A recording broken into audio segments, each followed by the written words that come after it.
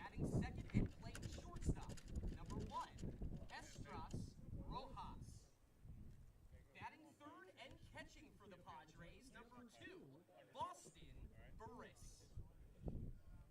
Batting cleanup and starting at first base, number 17, Brandon Flynn. Batting fifth, the second baseman, number 12, Joaquin Figueroa. Batting sixth and starting in left field.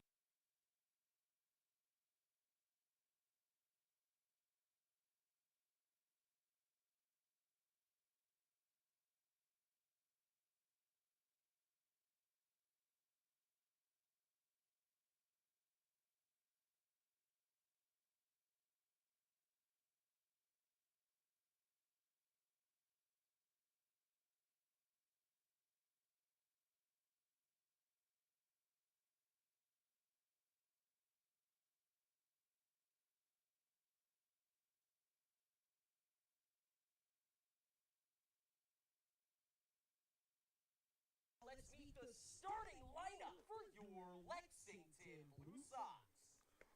Leading off at designated hitter, number 16, Ben Leonard. Batting second, getting the start at third base, number 2, Anderson Jimenez. Batting third, the center fielder, number 33, Nick Anderson. Batting cleanup, the left fielder, number 52, Mitch McCabe. Batting fifth and starting at first base, number 29, Justin Boslin. Batting sixth and getting the start in right field, number 46, David Vanderzowen. Batting seventh, starting at catcher, number 7, Max Dushny.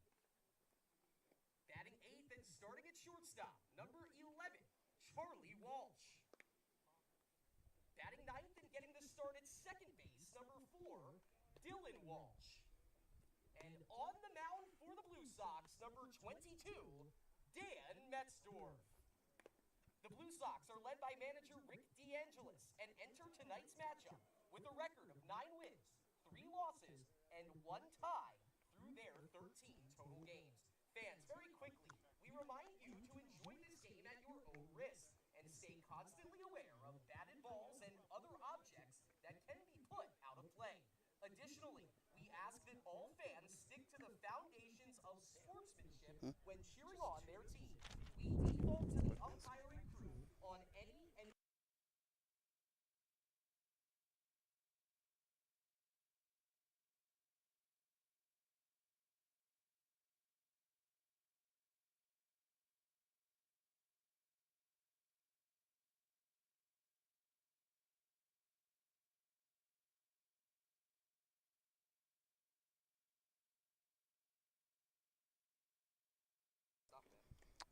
good scramble there, guys. All hands on deck, huh? Well, I mean, it certainly feels like some seafaring weather right now here at center field at Lexington High School in Lexington, Mass. Lexington Blue Sox baseball here on the Blue Sox Baseball Network on YouTube as the Blue Sox with a record of 10-3-1, first in the ICL, host the Boston Padres of the Boston Park League. They are fourth in the Park League with an overall record of 11-6. Good evening, everybody. Sam Feely here with you, ready to bring you the play-by-play story. The Blue Sox have won 4 in a row, coming off what we believe to be the first time since 2006 that the Blue Sox both walked at least 10 times and struck out at least 10 times in the same game in that 6-2 combined 2-hit win over the Stoneham Sabres at Maplewood last night. Not a great park to have complete the 3 true outcomes trifecta kind of game, but no home runs for the Blue Sox in that game. But they were able to hold on for the 6-2 lead, 4th in a row. They are the first team in the ICL to 10 wins this season. The Padres at 11-6, which is good for 4th in the Park League, and it is a dogfight in the top half of the Park League standings. 1st through 4th separated by 2 points, 1 win. The one advantage that TJO Sports has over the Padres Extra Innings Braves at ADSL is that they have 2 games in hand on each of those other teams. TJO at 11-3-1. They have the best points percentage in the Park League. And the Blue Sox looking to pick up their 4th win against a Park League team this season. Only loss, as I mentioned, to TJO. Beat the Blue Sox 5-0. Padres won a lot of low-scoring games, as Chris Del Sordo was telling me before the game, and which mirrors the alma mater of a lot of their players, the UMass Boston Beacons. And I mean, but why would you play small ball at Monan? It's just Fenway, you know. When the wind blows out, they take big swing. Boston Burris is hit for a little guy. He can go yard. They got pop. They just, that's a ball. That's a ball. Yep. Hey, sometimes you got to win games, and you got to be able to win games in different ways. And I keep telling folks, after all those blowouts in the first half of the season, that 3-2 loss to Brighton was a bit of a wake-up call. And we've had, Blue Sox have had 4 straight wins, but all very competitive games. The first 3 wins of this winning streak, all by 2 runs each, 4-run margin of victory over Stoneham to sweep the season series against the Sabres, in fact. So this will be the lineup that Ed Neal will submit for the Boston Padres tonight. It'll be Breon Parker leading it off in center field, followed by Estras Rojas at short, Boston Burris behind the plate. Brandon Flynn is at first. Joaquin Figueroa is at second. Henry Melanson is in left. Greg Reed is the DH. Donnell Hightower is in right. And Roger Rojas rounds out the lineup at third. And Thomas Kearse will get the start on the mound for the Blue Sox. So it looks like the ground rules discussion is complete. Rick is going to give his boys one last pep talk. This is the lineup that the Blue Sox will send out there. Ben Leonard leading it off as the designated hitter, followed by Anderson Jimenez at third. Nick Anderson in center, Mitch McCabe in left, Justin Bosland at first, David Vanderzoun in right, Max Dushney behind the plate, Charlie Walsh at short, and Dylan Walsh rounding out the lineup at second base, with Dan Metzdorf getting the start on the mound for the Blue Sox.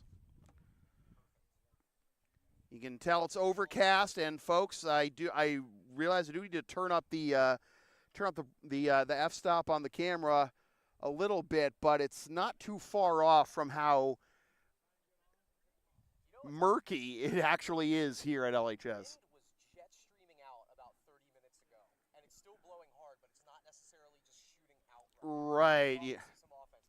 Well, we'll see if that is the case. The flag right now behind the scoreboard in right field is essentially at ease, but we'll see if that continues to be the case as the Blue Sox take the field. Hit me with your horn. So Dan Metzdorf, again, getting the start tonight for the Blue Sox, making his second appearance of the season.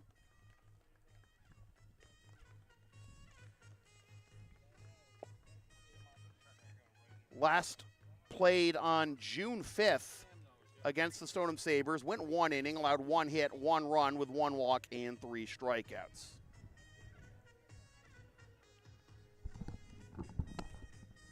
I just noticed that this speaker is out. I forgot Dan was left.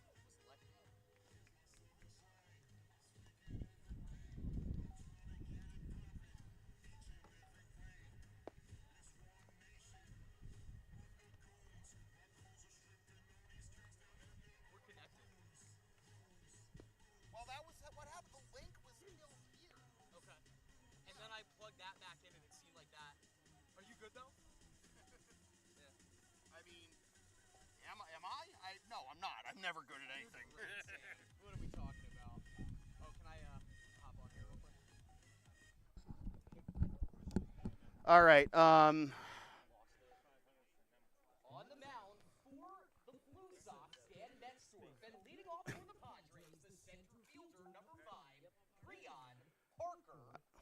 I tried, folks. I tried to get everything set up, but now it's just now the speaker's just annoying me. Sorry. All right. Dan Metzdorf, first pitch, 8:08. Strike 1. We're underway. Breon Parker, the center fielder for the Boston Padres.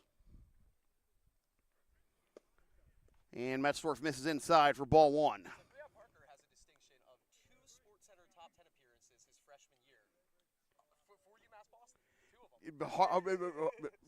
You never see that from a D3 athlete in any sport, do you? A swing and a miss, though, by Parker, and it is 1-2. Parker playing his 9th game of the season for the Padres, 325-14, 440 is slash line, and he fouls that one off, stays in the count at 1-2.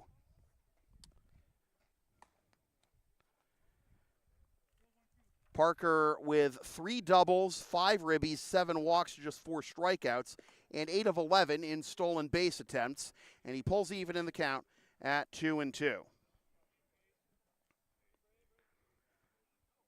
Padres alternated wins and losses in their last 5 as Parker hits this one into right center field, and that'll get down. Parker with leadoff bloop single. Now batting the shortstop, number 1, Estras Rojas. Blue 45. Well, Ed Neal is also a football coach, and he's got, the wristband with the signal calling, but he's calling, he's not, no subtlety, just, calling out signals from the dugout like that. So Parker with the leadoff single. Here's Estras Rojas, the shortstop. Thank you. And the count will be 0-1 to Rojas. Yeah, I know, right?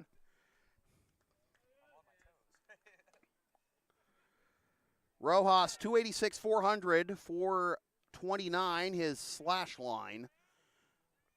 Rojas with 1 homer for his only extra base hit out of his 6 hits, 4 ribbies, 3 walks to 7 strikeouts.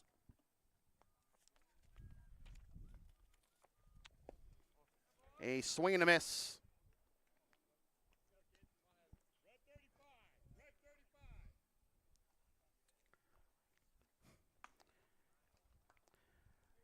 Well, the comparison of a balk to offside is not the only football metaphor we're going to see in a Blue Sox game this season, yeah?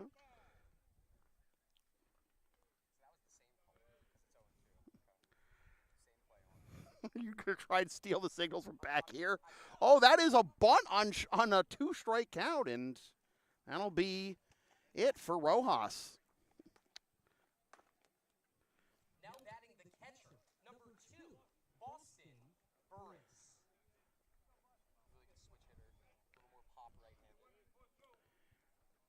Burris entering play, slashing .333, 474, 433.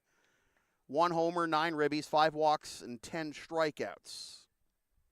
3 out of 4 in stolen base attempts. That is up and in for ball 1. I don't know if you heard Chris mentioning that off mic, but he's a switch hitter, more pop from the right side. Pop from the right, always puts bat to ball, it seems like. He was hitting .370 at the end of the year for UMass Boston. And I'll foul that one off, and that'll even the count at 1.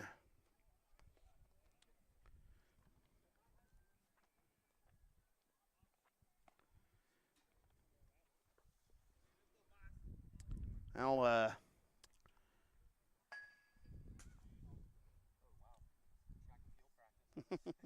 mean, that is essentially, a discus or a shot put, pit there. Here's a throw down to second. Oh, they got him again. Dushney, do not run on him. 2 down. Continues to, yeah, I know, right? The catcher pop time, Cork, just continuing to make life difficult for opposing base runners.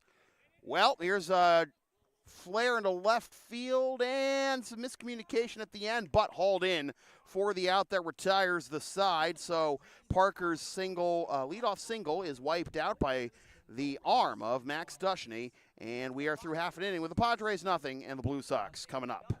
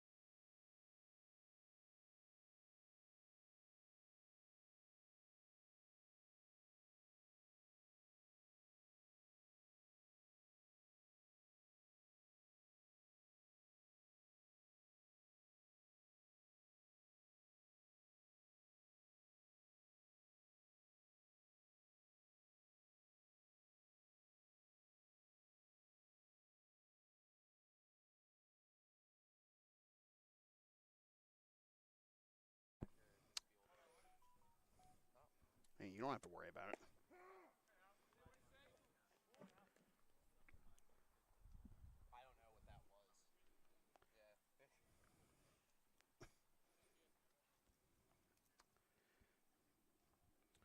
All a little shook up here right now behind home plate, as that is ball one of the Blue Sox leadoff hitter, Ben Leonard, the designated hitter. Remember, only 9 batters in the lineup tonight for the Blue Sox in interleague rules.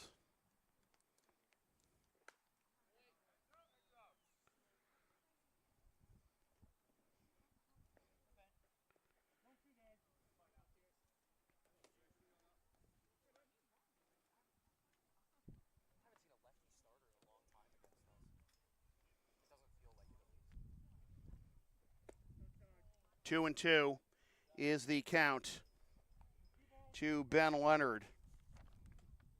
Thomas Kearse, the starter for the Padres. Oh, that hit him. Well, the leadoff man aboard for the Blue Sox. That can often be the difference, as I say. Now batting for the Blue Sox, the third baseman, number 2, Anderson Jimenez. So both teams able to get the leadoff man aboard in the first, but what more can they do with it? Padres had that runner get caught stealing to end the inning, to speed out, to accelerate the end of the inning anyways, but Anderson Jimenez comes up empty for strike one. So Leonard gets plunked. That'll up his on-base percentage of .565 entering play tonight. That's the first time he's been hit by a pitch. Jimenez hits a pop-up into right field with a swirling wind that gets down chance for a force play at second, not in time. Everybody's safe. Leonard frozen there between first and second to make sure that the right fielder, Donnell Hightower, wasn't going to make the catch. But it is first and second, nobody out to begin the inning for the Blue Sox. And here is Nick Anderson.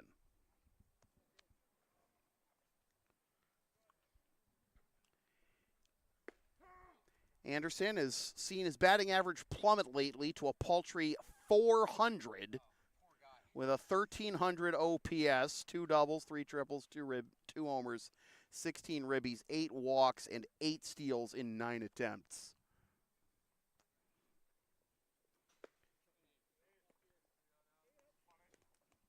Again, another one where the catcher, Burris, was setting up outside to reach all the way across by to get that, and got pretty close to the zone, but a ball, and is 1-1 to Anderson. 1-2 now to Nick.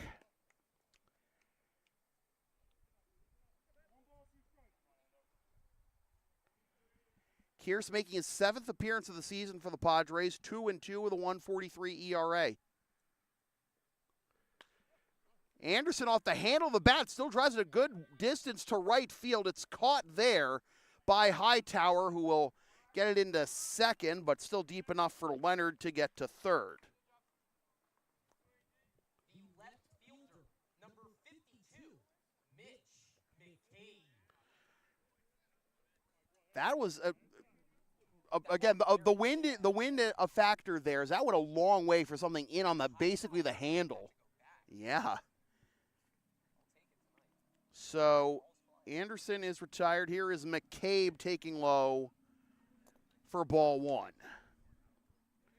1-0 the count to Mitch. He's got Leonard at third and Jimenez at first with 1 out in the bottom of the first. Metzdorf facing the minimum in the top half for the Blue Sox. A swing and a miss by McCabe, and the count will be 1-1.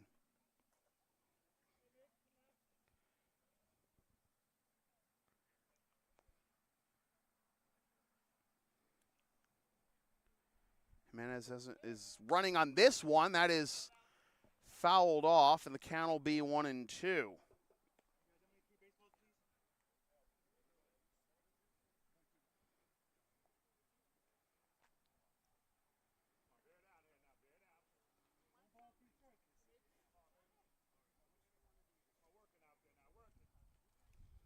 Both teams with a hit in the early going, and McCabe is barely able to spoil that one.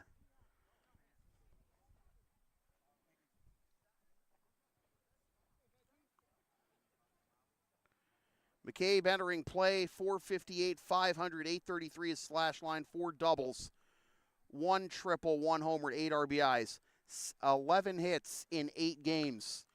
Make that 12-9 as he has a base hit up the middle. And in from third comes Leonard to make it 1-0 Blue Sox. And that'll be McCabe's 9th ribby in 9 games. Now batting the first baseman, number 29, Justin Boslin. Now, a lot of familiar faces to Chris Del Sordo on the Padres tonight, but here's another one on the Blue Sox. Boslin took the golden sombrero last night. He's going to think about laying one down here and take strike 1.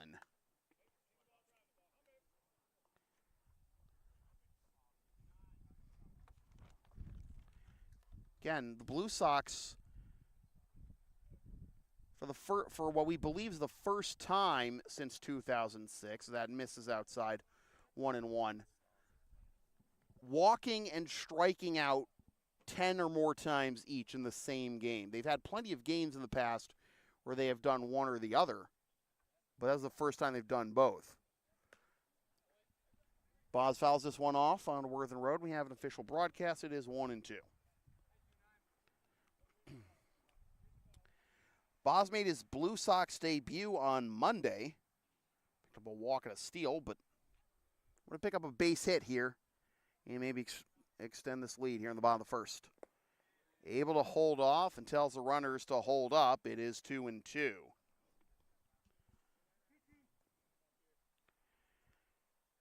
Unfortunately, in a game like that where you walk and strike out 10 times each, that contributes to a good number of runners left on base, and full count now to Boz. Blue Sox ended up stranding 13 runners last night, including leaving the bases loaded twice and leaving 2 on 3 times.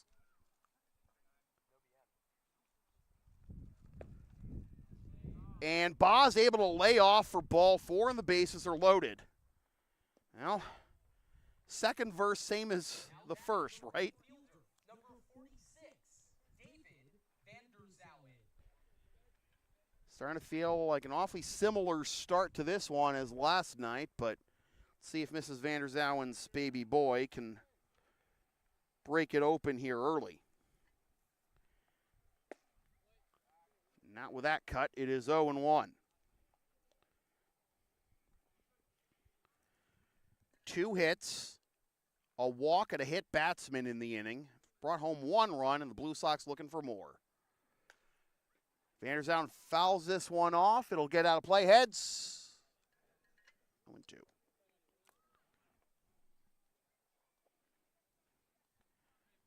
Clouds looked threatening at times tonight, but once the worst of it gets out of the way, these scenes that you see here on this here YouTube channel look pretty picturesque, as Katrina can attest. Isn't that right, dear?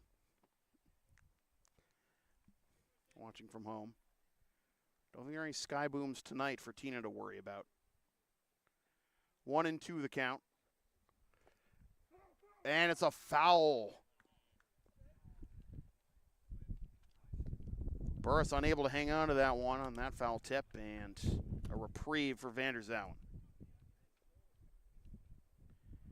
After leaving 13 on base last night, the Blue Sox don't want to see a repeat performance of that. Want to get another win at any cost, obviously, but want to be more efficient with your opportunities. Cash in when you can, because at the tail end of that game, it felt a lot like the game the Blue Sox had played a week prior at Maplewood against Malden. Ended up not being a 2-run cushion, but a 4-run cushion. But started that 6th inning. Gave you the scaries if you were a Blue Sox fan. Started that about the 5th inning, I should say. And from 0-2, Vanderzauer stays patient and draws the walk to bring home run number 2 of the inning. Jimenez comes in from third. McCabe now to third, and Boslin to second. And Ed Neal going out there to have a conversation with the entire infield before the next batter. I'm sure we're on the same page. Max Dushney coming up, and he'll have the bases loaded in front of him. And the wind blowing out towards right now. After that fly ball to right, that already a couple of adventures in right for Hightower. The blue base hit by Jimenez. I mean, obviously that's not something he's really screwed up on, but just wind can play a factor. And then obviously the fly ball in his direction that didn't look like it was going to travel nearly that far, given where it hit Anderson's bat. And that is inside for ball 1 to Dush. Dushney 188, 435, 188 is slash line. No extra base hits, 3 singles, 4 ribbies, 6 walks. It's been hit by a pitch and stolen a base.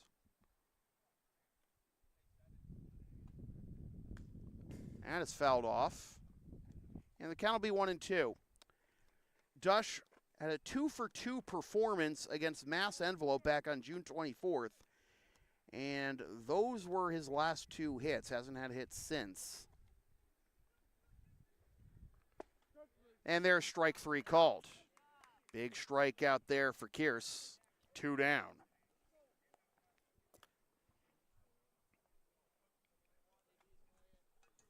Now batting the shortstop, number 11, Charlie Walsh. So here is Charlie Walsh to try and keep the line moving. That is in the dirt for ball 1.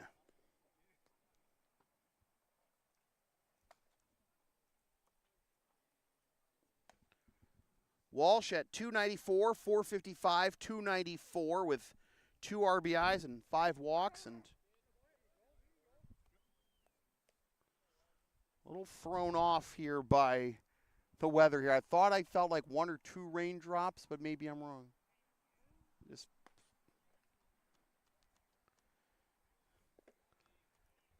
I've been doing a lot, folks, lately, in both with Blue Sox games and everything else I do to fill my copious free time, and maybe a little jumpy. I don't know.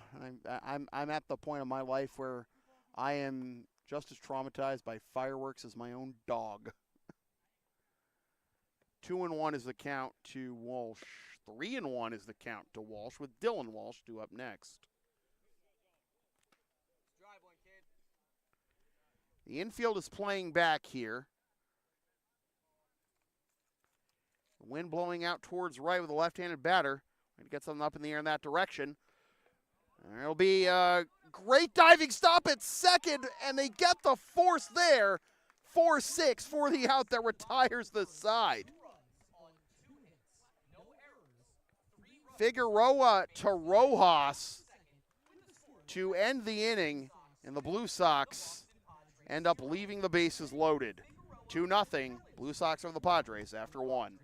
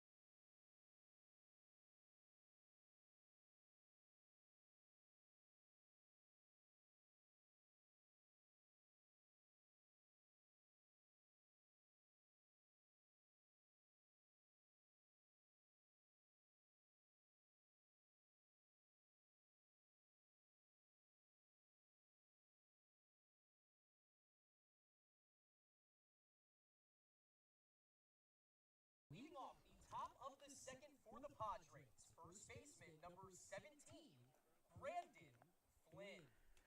Flynn, Figueroa, and Melanson due up here in the top of the second for the Boston Padres.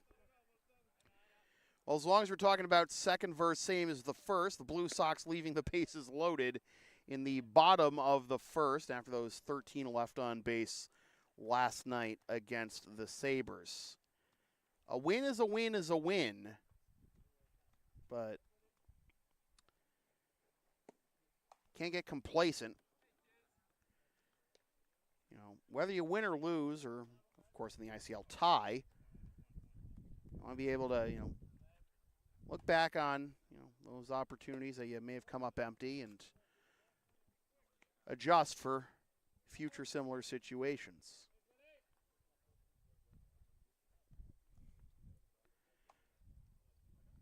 The worst thing you can do from an opportunity that doesn't go your way is not learn from it.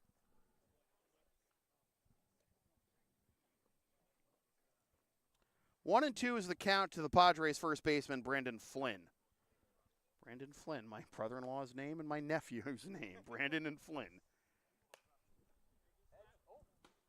Oofa.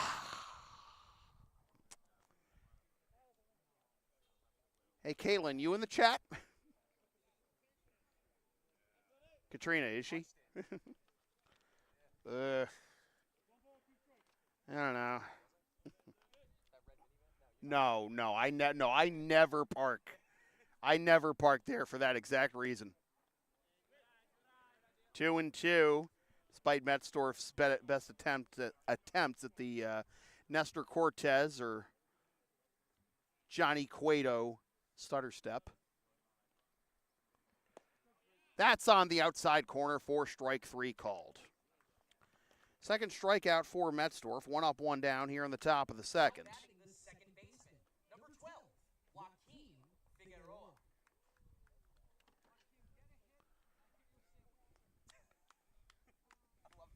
What did he say? Get a hit, I'll get you a sandwich.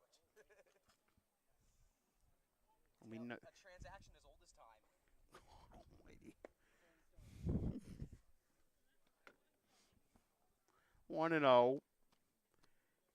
I mean, you should give him a sandwich just for the play he made to end the last half inning, though. I mean, more than just a sandwich. Maybe not a steak dinner, Ross, but Sandwich and fries if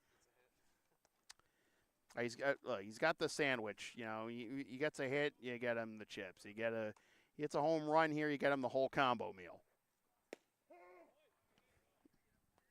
2-1 is the count. I don't know.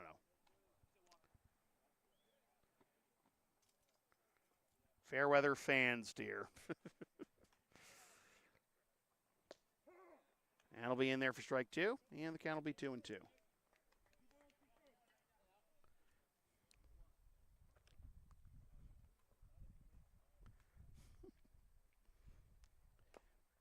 Fouled off the dish.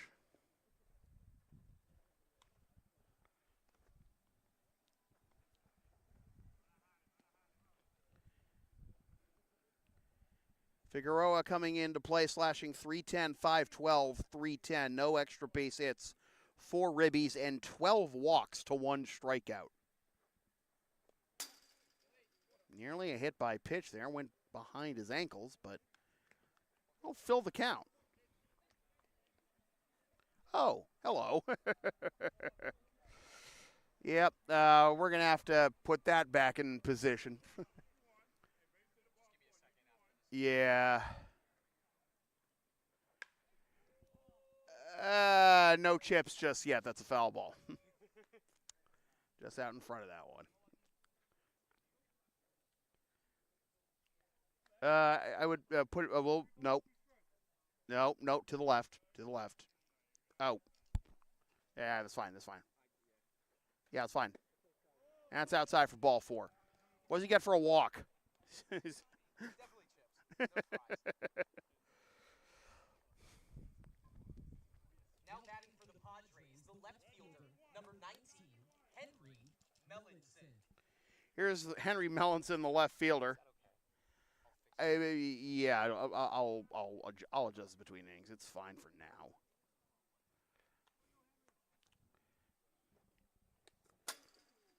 Well, that got away from Dushny, and Figueroa can just walk to second on that one. My goodness, that was, and it was just a casual jog too. We almost saw a player. I think Angel Colucci actually, or was it Colucci? We all saw a player get nabbed at second, just jogging into second on a wild pitch last night. Melanson, 259, 344, 444 is slash line, and he is ahead in the count. 2-0. So a wild pitch has a runner in scoring position for Melanson, who has 4 ribbies on the season, which is tied for 5th on the team. Flynn leads the team with 11. Eduardo Labor is number 2 on the team with 10. That'll be a pop-up in foul territory caught at first for out number 2.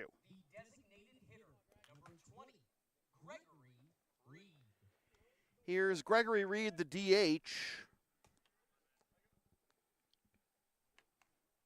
Entering play with a slash of 214, 313, 214. And Reed takes inside for ball one.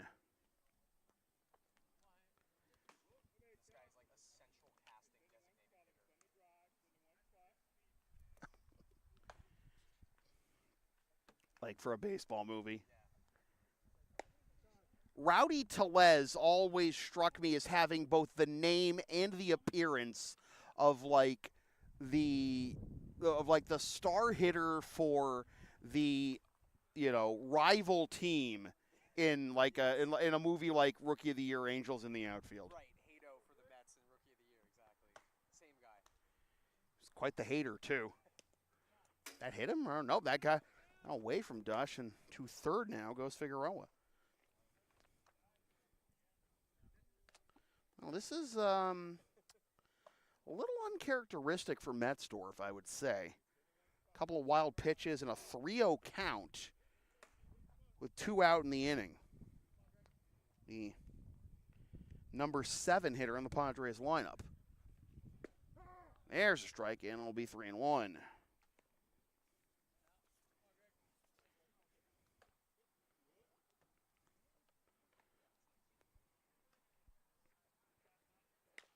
That'll be a grounder to short. Fire on to first, and Metzdorf works around the walk to Figueroa, and we're through a buck and a half, 2-0.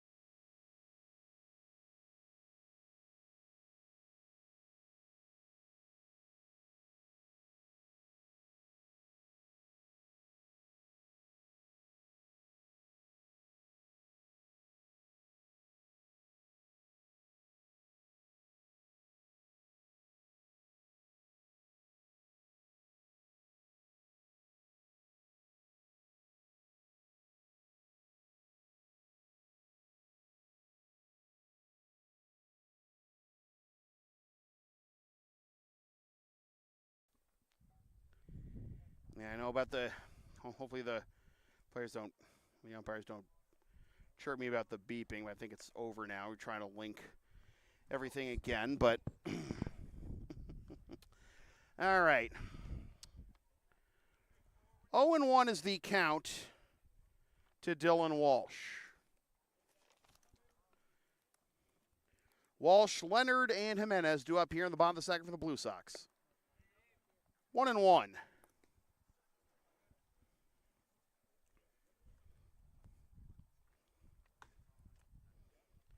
Dylan entering play, slashing 286, 483, 381 with 2 doubles, 2 ribbies, and 7 walks to 3 strikeouts. That'll be low for a ball, and the count will be 2-1.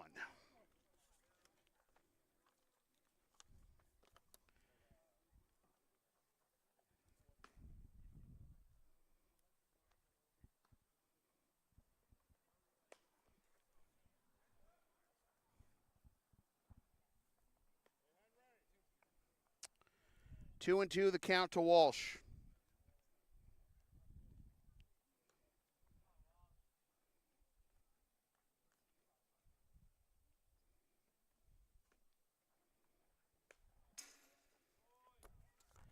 Still 2-2. Blue Sox with 2 runs on 2 hits. No errors and 3 left. No runs, 1 hit, no errors, and 1 left so far for the Padres.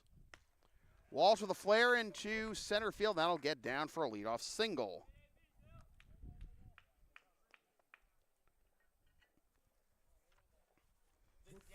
Leadoff man aboard once again for the Blue Sox. Lineup will turn over for Ben Leonard. Hit by a pitch to start the bottom of the first and came around to score the game's first run.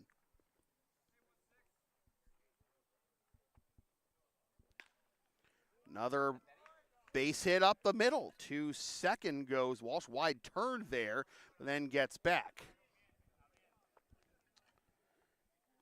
So back-to-back hits to begin the bottom of the second. The Blue Sox got Leonard and Jimenez on to begin the first back-to-back, but they were the only 2 who ended up scoring. Blue Sox ended up leaving the bases loaded in that inning. I understand we just lost the picture for just a moment, but bear with us, folks. As Jimenez lays down a bunt down the third baseline, charged there and eating it because nobody was at first base. I think they were trying the rotation play there, and it did not pan out, so the bases are loaded. I think we lost power. Did we? Wait, it just came back. Because my mic wasn't even blinking. Right. No, we've got power. Just have. The wind is enough to mess with the camera right now. That is unfortunate. That's in the dirt for ball 1, and I'm not. Help. Chris, can you just go over to just adjust the HDMI port? Oh no, it was on for a moment, and now it's not. Now it's not. Just do it. Just do it. Swing and a miss. Sorry, folks. We're just trying to get everything fully up to speed here. Here's hoping. 1-1 is the count now. To Nick Anderson, who pops this one foul for strike 2. So the base is loaded with nobody out, and the heart of the order coming to the plate now for the Blue Sox. But Anderson behind 1-2 after flying out to right his first time up, although it was enough to get Leonard to third after his hit by pitch, and then Jimenez's single. So Jimenez is now 2 for 2. And out is 2-2 to Nick Anderson. Lefty on lefty. Your best pitcher, a lefty against Blue Sox best hitter this season. The matchup you want, comebacker. They'll come home with it for the force. And on to first the throw will not be made at all. It will just be a 1-2 fielder's choice that retires Walsh. To third goes Leonard. Jimenez to second. And again, Anderson now 0 for 2, reaching on that fielder's choice. He's got good speed there, and especially out of the left-handed batter's box. Not much of a chance for Boston Burris to try and complete a double play. So 1 out, base is still loaded. Mitch McCabe puts a jolt into this one to center field. It's a grand slam!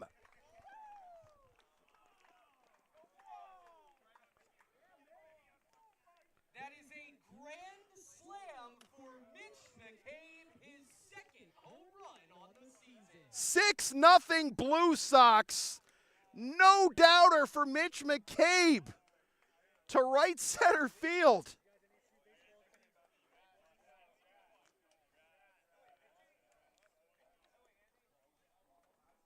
Now batting, the first baseman, number 29, Justin Boslin. Mitch McCabe picks up his second home run of the season.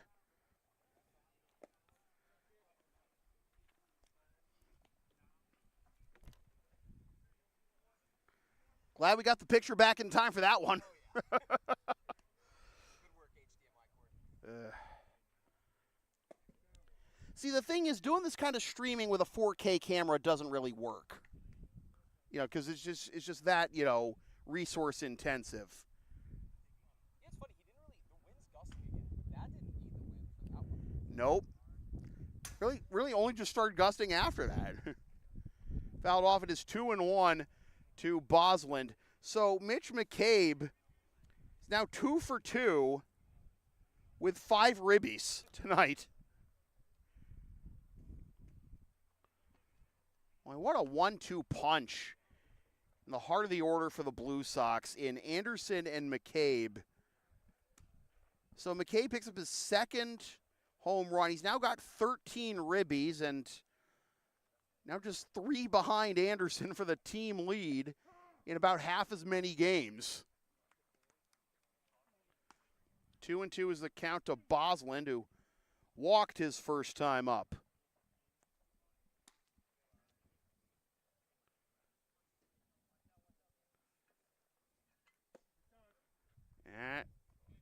That was ball 3. Was it ball 3 or ball 4?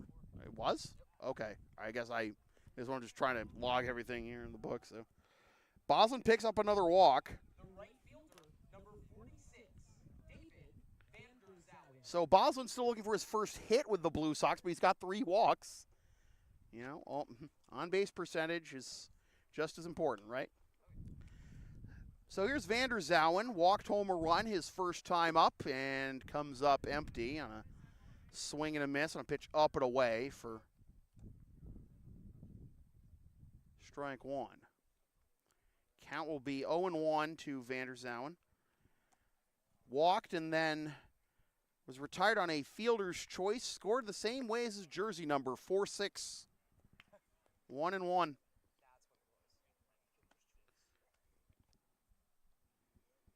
Off the bat, it looked like it was going to be a smash up the middle and a base hit to bring in at least 1 for Charlie Walsh, but no dice, said Figueroa. Throw down to second, and not nearly in time. Bosland picks up the steal.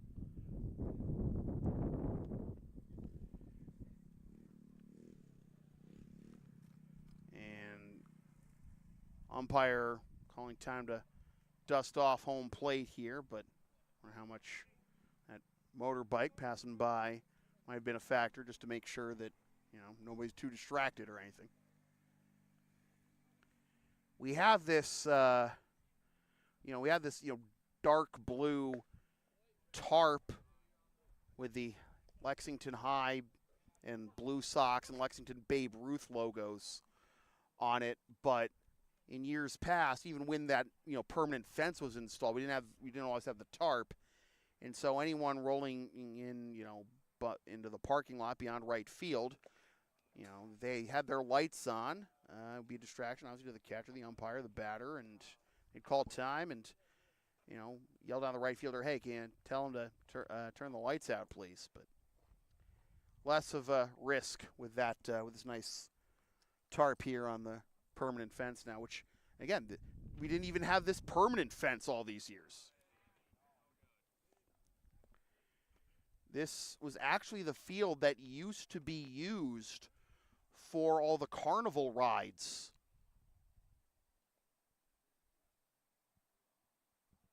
During 4th of July years ago. And that is strike 3 called. Vanderzowen is retired. 2 down. That'll be strikeout number 2 now. Are you serious? Oh, no. Now batting the catcher, number 7, Max Dusty.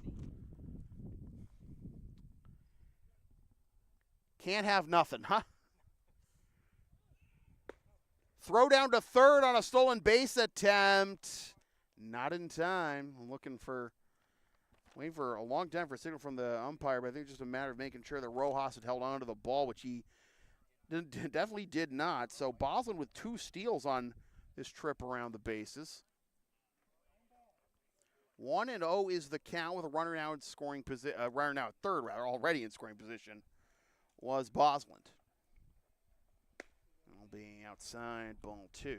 2-0 to Dush. He was the first strikeout victim for Kearse back in the first, and both strikeouts so far for Kears have been backwards Ks, called third strikes. So Bosland at third after a walk and 2 steals. And that'll be down low to make it ball 3. You got the bottom of the order coming up here for the Blue Sox. Maybe Dushy gets on. More ways to get you out of the inning, but don't want to fall much further behind if you're the Padres. 3-1 is the count on that called strike. And remember, these interleague games, we do have a mercy rule in effect. Obviously, we're not at that threshold now. It's way too early for it anyways. Full count now to Dush. But the Blue Sox have already won a couple of interleague games by way of the mercy rule, including back-to-back games over the McKay Club Beacons of the Yawkey League and the Boston A's of the Park League, 13-1 and 13-0 respectively. And Dush able to draw ball 4 there, and the inning continues, and it'll be Charlie Walsh. So the Blue Sox, leaving the bases loaded in the first, did get 2 runs, but now they have runners at the corners here, starting another rally after the grand slam by Mitch McCabe. That'll be down and away for ball 1, but again, especially when you've got the mercy rule as a factor, you don't want to leave even more runners on base. You have a chance to put this one away sooner, like officially, as opposed to just, effectively. Why wouldn't you? Only thing, though, about the interleague games that the Intercity League, allows 10-man lineups and a flex player, an extra hitter. Yawkey and Park do not. That'll be a strike, and the count will be 2-1 to Charlie Walsh, grounded into that fielder's choice, 4-6 to end the bottom of the first. Hoping for a better result here.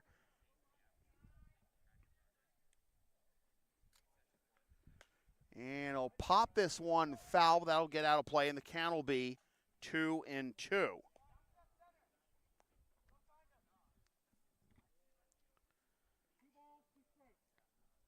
Bosland at third, Dushney at first. 2-2 the count, 2 down.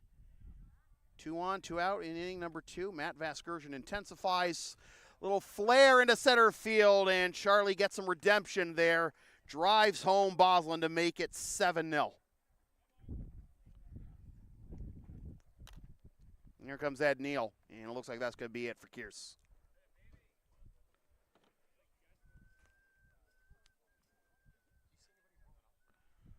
There was one guy warming up earlier, but we're about to find out who the new noodle is for the Padres after this timeout.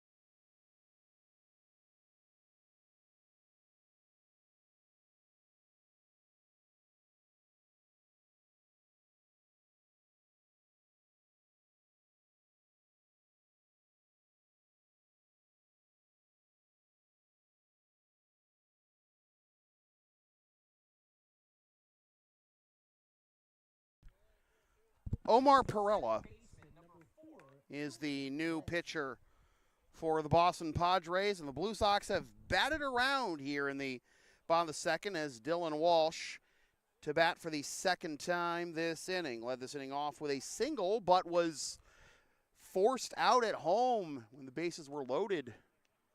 And a double steal put Dushney at third and Charlie Walsh at second. The count is 1-1. And again, Blue Sox trying to put this one officially to bed early. It's 2-1. This is not at all a comment on, the Blue Sox after, the busy week I have had. I will gladly,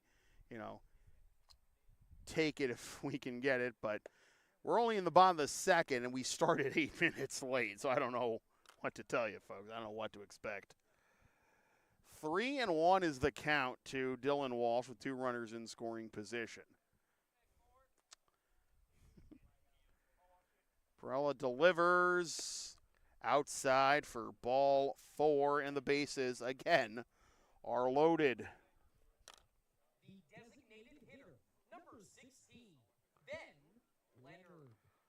So Ben Leonard will become the 11th man to bat in the inning. He is 1 for 1, hit by a pitch and scored in the first, and Singleton scored his last time up this inning. Perella misses up and away for ball 1.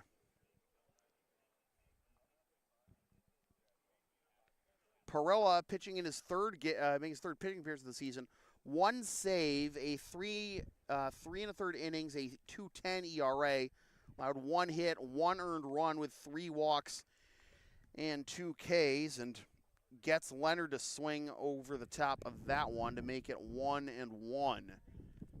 2 in the first and 5 in the second here for the Blue Sox, and looking for more. Leonard takes outside for ball 2, 2-1. Every Blue Sox batter has reached base at least once tonight. Anderson reached on a fielder's choice, but did end up scoring on that grand slam by Mitch McCabe. Speaking of, or maybe that's going to stay in the park that goes towards the right field line, and it is tracked down. And fine effort there by Hightower, but that was, in fact, the 3rd out of the inning, so no one to try and double off there. And the inning is over. Well, the Blue Sox leave the bases loaded again, but they score 5 times, sending 11 men to the plate, and it is 7-0 Blue Sox after 2. Lexington Blue Sox 7, the Boston Padres 0. 8-9-1 due up for the Padres. Hightower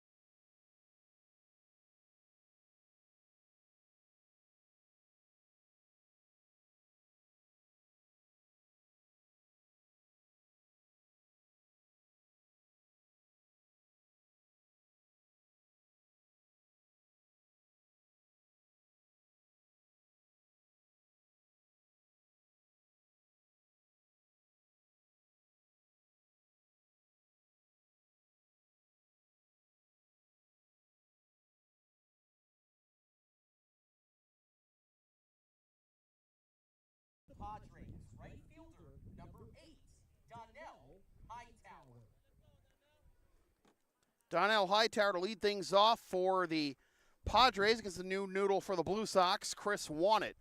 Dan Metzdorf goes the first 2 innings, allows 1 walk and 1 hit while striking out 2. And Wannett ahead of Hightower.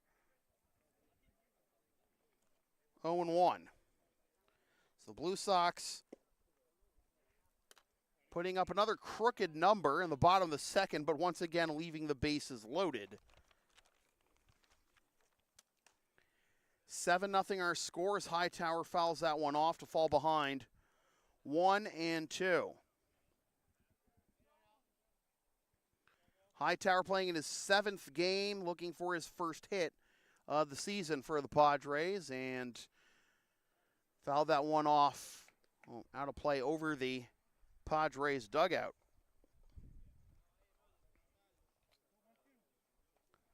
Last year for the Padres, Hightower batted .151 in 27 games, had 2 doubles, 2 ribbies, and walked 12 times and stole 3 bases. He was able to actually more than double the batting average thanks to his walk count, but spoiling off some tough pitches here against a good pitcher in Chris Wannett. Still ahead in the count 1-2.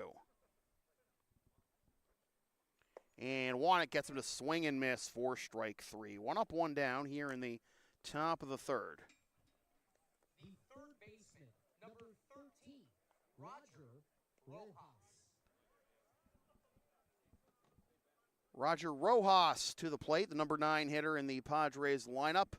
Playing just his 3rd game of the season, 1 hit in 3 at-bats and 1 strikeout. A little chopper to the first baseman, flipping to the pitcher, covering for the out. 2 up, 2 down. PFP pays off there. Now batting for the Padres, the center fielder, number 5, Breon Parker. So that'll bring up Breon Parker. We'll turn over the lineup for the Padres. Led off this ball game with a single, but was caught stealing by Max Dushny, and Dushny delivers with another caught stealing. And now Parker's behind, 0-1. Towering pop-up into right center field. A little bit of a Bermuda Triangle there, but able to hang on to it is the second baseman, Dylan Walsh, for a very quick 1-2-3, top of the third. Still 7-0 Blue Sox. No runs, no hits, no errors, and no runners left on base. We head to the bottom of the third. The Blue Sox still leading 7-0. Jimenez, Anderson, McCabe, Dua for Lexington.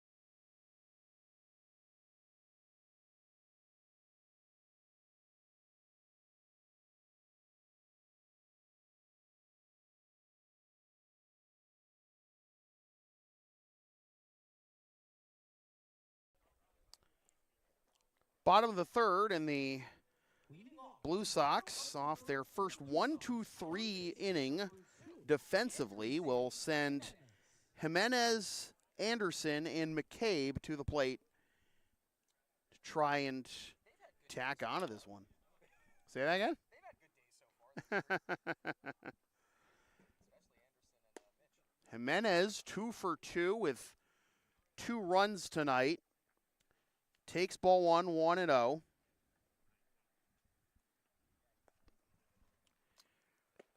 And that comes back to the front door for strike 1, 1-1.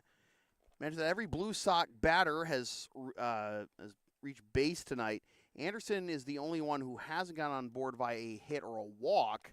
Did get on, as I said, on that fielder's choice. Immediately preceding Mitch McCabe's grand salami over the Lexington High baseball logo, which, by the way, in contrast to most other sports at Lexington High, the LHS baseball team's colors are Carolina blue and navy. 3-1. Blue and gold for most other teams at LHS.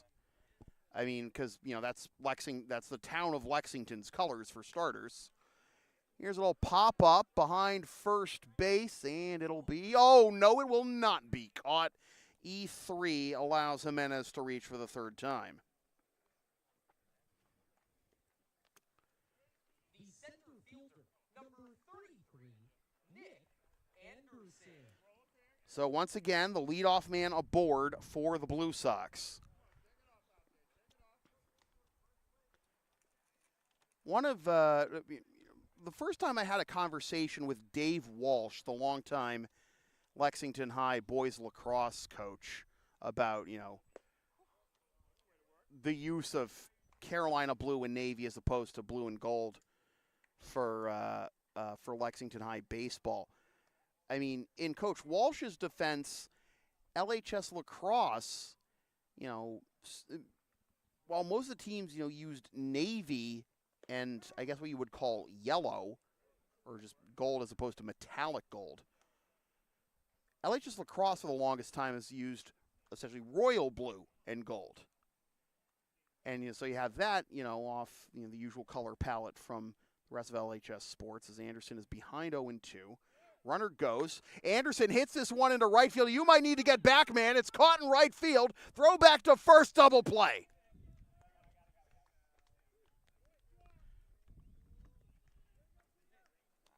Hey, the effort is there regardless of the score out there in right field from Hightower.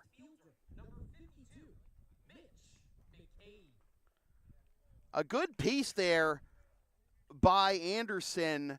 I think the wind was starting to blow in a little bit, so that, maybe a little bit, certainly not as strong. So that bought Hightower some time, and McCabe takes ball 1. But basically, the crux of the conversation, Coach Walsh told me that you can go to 4 or 5 different LHS sports games and not know exactly what the school's colors are. This is a whole different animal from the black for black's sake alternate uniforms that every pro and college sports team would add throughout the late 90s and the early 2000s, then eventually transitioned to gray for gray's sakes. Yeah. So, Tennessee ventured in the black jerseys in the late 2000s. It didn't look good, but they nailed the grays when they did that. So that's my college take on that. I mean, but then again, the Lady Vols are the only team on in Tennessee's offerings that adds powder blue to the mix, right? Which looks awesome. No, it absolutely does. But no other women's sports team in Tennessee does that, do they? All the Lady Vols. Okay, I thought it was just the basketball team. Didn't the Nike deal kind of, throw a wrench in a lot of these things too? You know your balls. That's exactly what happened, actually. But their grays look so much better. I know my media and outfitting deals. That's what I know. Fat lot of good. That'll do me on Jeopardy. Ball for to McCabe. He reaches for the third time. So he's got a single, a home run, and a walk. And the inning continues for Bosland, who has 2 walks, 2 steals, and a run to his credit tonight.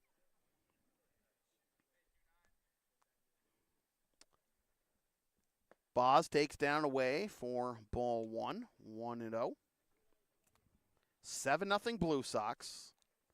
Here in the bottom of the third, interleague play. The Blue Sox at 10-3-1, a win. Even a loss would not threaten their status as the #1 team in the ICL, but got to keep in mind that the Chiefs, who do play tonight, have 2 games in hand on the Blue Sox. It'll be important for the Blue Sox to get the win regardless, or just, keep up the points percentage, 1-1. Just try to, stay ahead of the Chiefs' pace. We'll have a number of changes starting next inning, sounds like, for the Blue Sox. Great breaking ball drops in there for strike 2 to Bosland. Blue Sox at 10-3-1 entering play tonight, and the Chiefs at 8-4. Top 2 teams, both by points and points percentage. Runner goes, and Bosland fouls that one off. Blue Sox 21 out of a possible 28 points so far through 14 games. Chiefs with 16 out of a possible 24 points in 12 games. 21 or 24, 21 or 28, but oh boy. Bosland deep to right center field. Winds pick it up again, and that goes off the base of the wall. Being waved around third, a little bit of a stumble. Oh no. Oh no. What? I think McCabe, what is, I'm not sure. McCabe took a rough turn off of third base, and that's going to be, for a minute, I was trying to figure out if McCabe was hurt, pulled up lame. He was pulling up lame, but I just,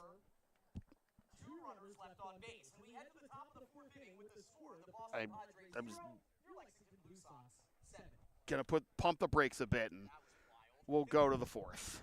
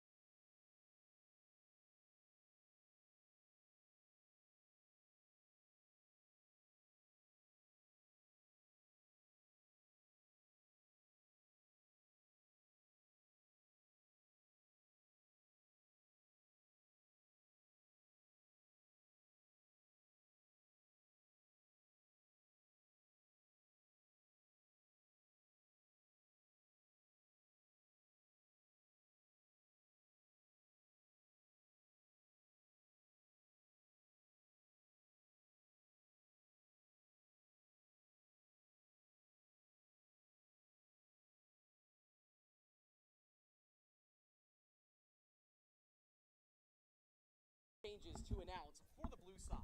Entering the game in right field, number 53, Jake McElroy, and entering the game, catcher, number 51, Bobby D'Agostino.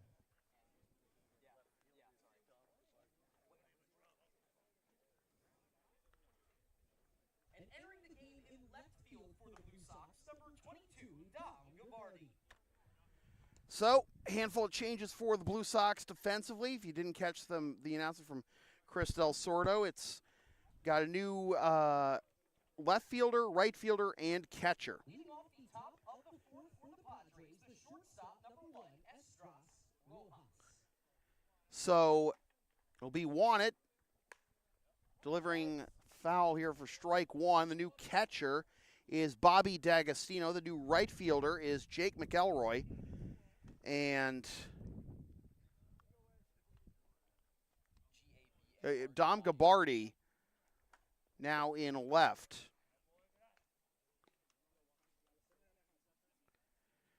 And after the awkward slide into third at Maplewood last night, by McCabe, right? Obviously, with the 7-0 lead, it's something that, you feel comfortable giving him a little bit of rest for. And 2-2 is the count. Question is, can the Blue Sox get 3 more runs and get to the mercy rule threshold? Could have been 1 run there, but I think there was a John Carlos Ramirez in the third base coach's box. Now, I know he's got really long arms, and I was trying to wave him, but I think what happened is Mitch misread it as a stop sign. But no mistake in that for a 6-3 putout for out number 1 to begin the top of the 4th.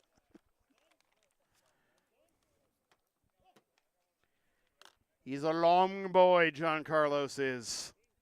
The catcher, number 2, Boston Padres. So Rojas is now 0 for 2 after that ground out to short and striking out his first time up. Here's Burris.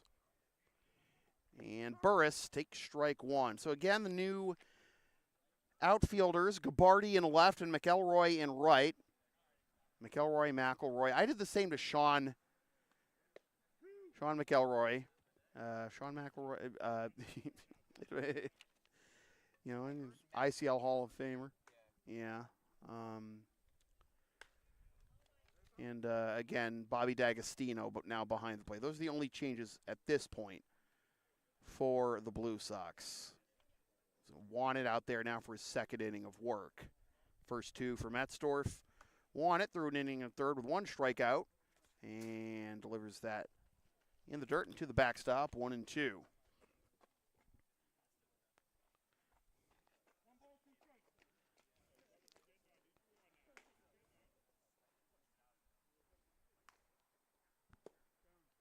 Two and two.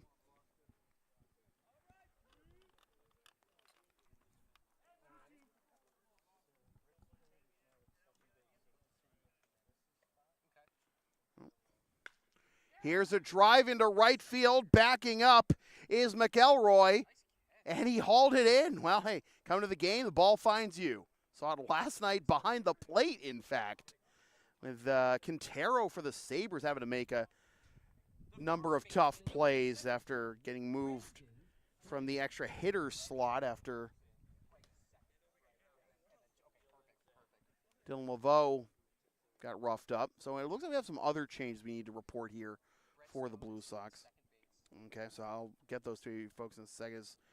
Flynn is, what we got for count? 1-0, thank you. All right. Brandon Flynn, struck out looking his first time up. Grounds this one to the left side, and it gets past Dylan Walsh, now at third base.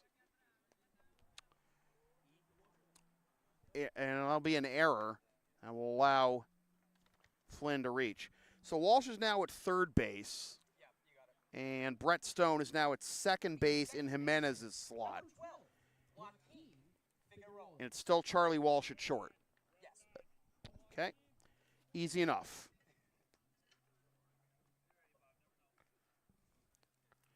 Okay, so an E5 continues the inning for the Padres. And that'll be strike 1 to Joaquin Figueroa, who walked his first time up. He's the last base runner for the Padres before Flynn's hot shot over there to third.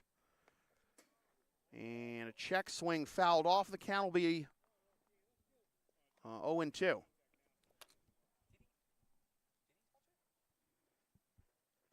I mean, it's foul ball. I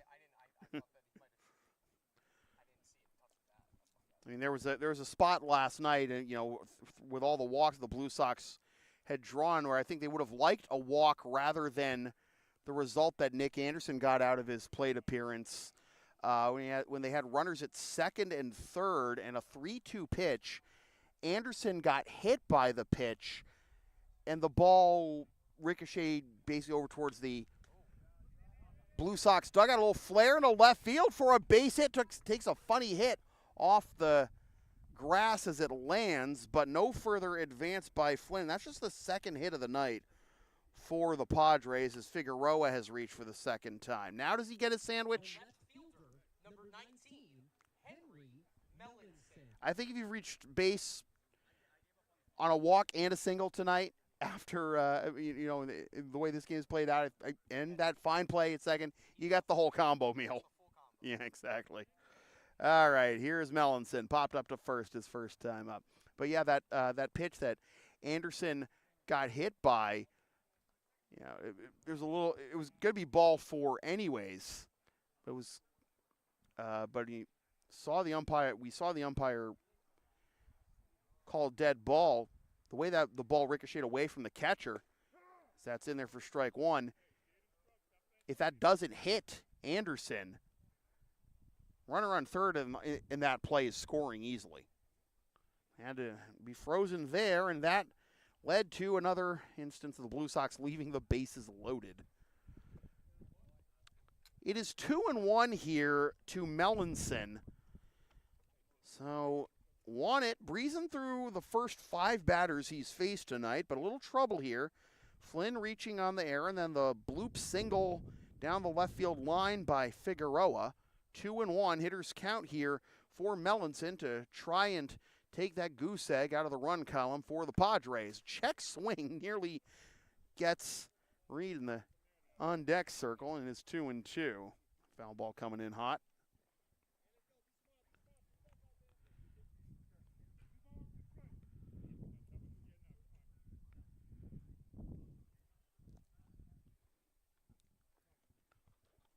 Flynn at second, Figueroa at first, 2-2, and that'll be fouled off. Now it's Ed Neal's turn to be in the line of fire for some foul balls there. Yeah, he's made a couple of good plays over there. He's not calling Peyton Manning audibles from there much since that first inning, but I think that really happens. They have speedster on first like Parker to begin the inning maybe, because base runners have been hard to come by for the Padres here tonight, but a chance to pick up a run here. 2 out, and a foul ball. Runner in scoring position. Again, Flynn reaching on an error with 2 outs, and then Figueroa with a bloop single, getting him over to second.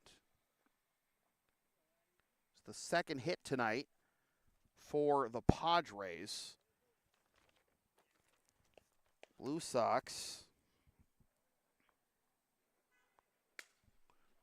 Broken bat, grounder to second, on to first, and no harm, no foul after the 2-out error and base hit. And we'll go to the bottom of the fourth, halfway home.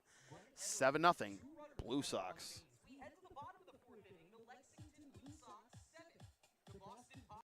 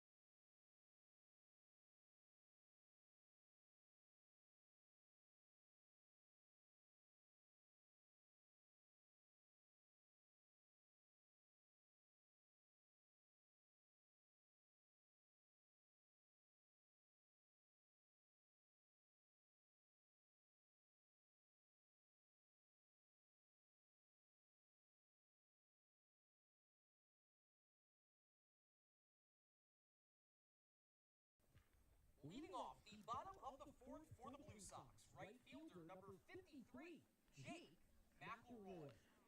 So here is Jake McElroy, his first plate appearance in the Lexington Blue Sox. Takes over for Vander Zowen, who went 0 for 1 with a walk and a strikeout. Fine defensive play in the top half of this inning to get a tough out off the bat of number 3 hitter Boston Burris for the Boston Padres.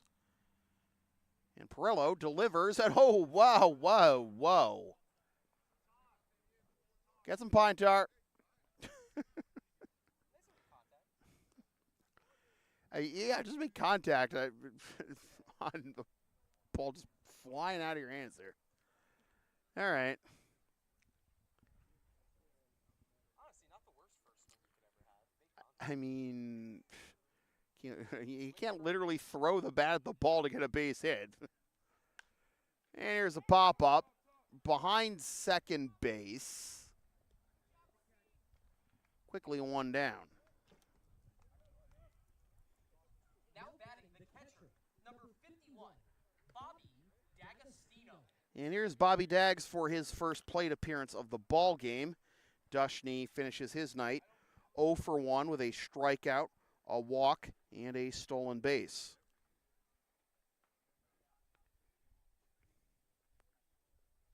Perla delivers, and Dags into left field for a base hit. So the Blue Sox with another hit. They've had a hit in every inning now. 7 runs, 9 hits, 1 error, and 7 left to this point. Now batting the shortstop, number 11, Charlie Walsh. Here's Charlie Walsh. He is 1 for 2. Grounded into a fielder's choice to end the first, and then had a RBI single and a stolen base in the second. Perla delivers, and delivers down and away for ball 1. Mercy roll, I believe, kicks in after starting in the 5th inning, so even the Blue Sox score 3 here, they'd still have to get 3 outs without allowing a run in the top half of the 5th, but still some work to do there. 1 out, runner on first, 1-1 count now to Walsh. With Dylan Walsh, who's now at third base in the on-deck circle. Breaking ball fouled off. Gorilla is giving right-handed Jamie Moyer an approach. It's great. He's right on the plate, too. Yeah. Tantalizing. And the breaking balls, outside the left-handed batters are pretty easy to see through, but just gonna wait for one to hang over the plate, like maybe that one. Yep, there it is. What are you supposed to do? The third baseman, number 4, Dylan Walsh. It's kind of like Mariano Rivera's cutter. You know it's coming, and there's still nothing you can do about it. Joe Auger is now in the on-deck circle, where Ben Leonard otherwise would be, and that misses outside for ball 1. So 2 down, runner at first for the Blue Sox. 1 out base hit by Bobby D'Agostino.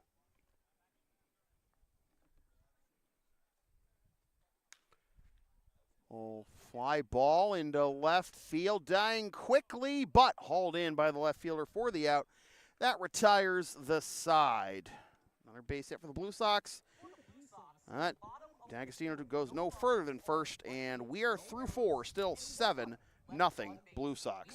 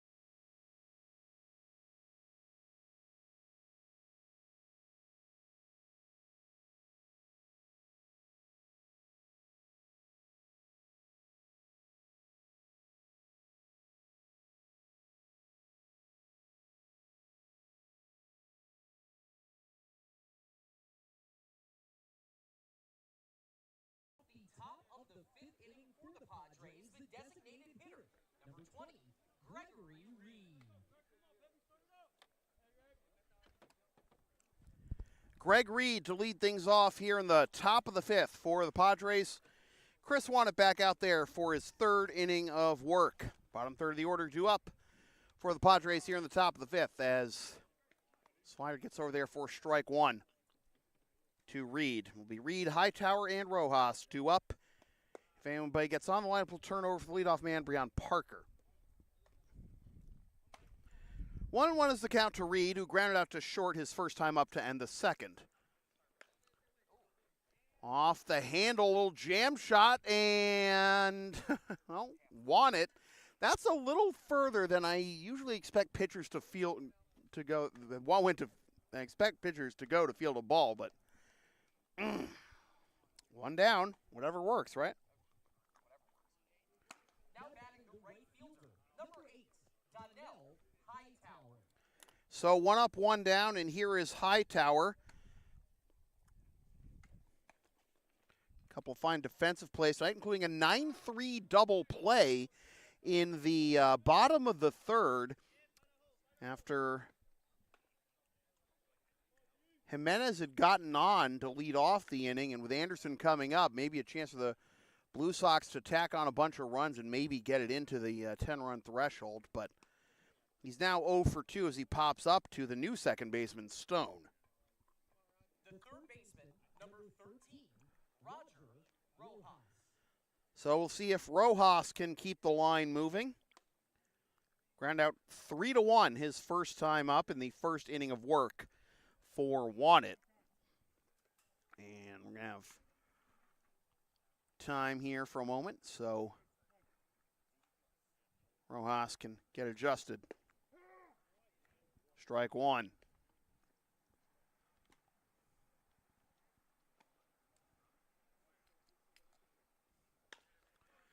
Chopper to short.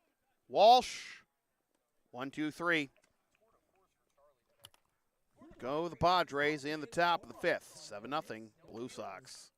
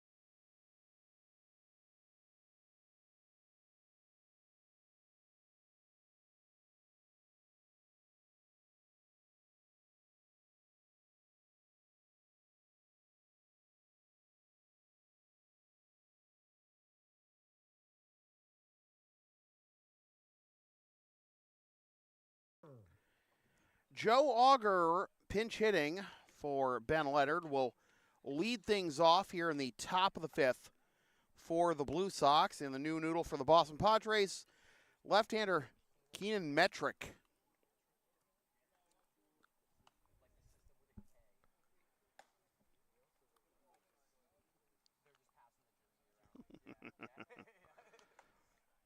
Metrick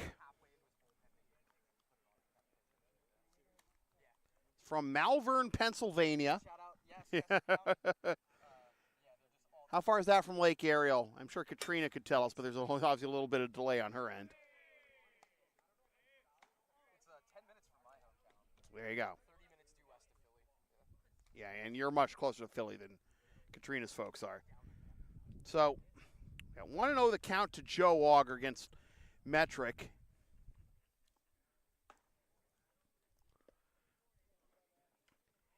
In 2022 for the Beacons, Metrick was 1-1 with a 6.52 ERA and a 2.276 WHIP in 19 1/3 innings. Only pitched in 3 innings in 2023.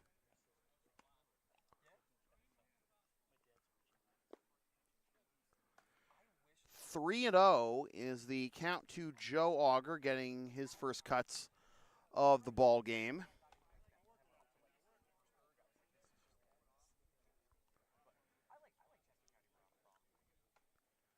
Auger playing in his 8th game, and he draws a walk.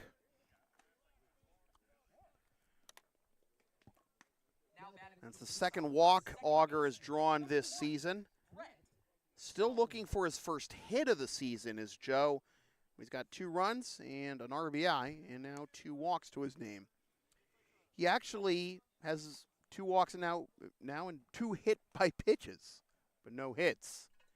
And whatever helps the OBP, right? Here's Brett Stone taking a strike at the very top of the zone for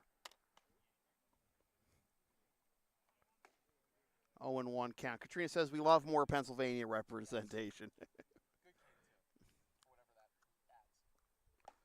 We're not all hooligans from the Philly area. Not with that attitude. All right, don't get me started now, Sam. I could really flip a corner real quick. I don't have a Yinzer accent in me, I'm sorry, so can't continue this little game here. Well, here's the thing though. Like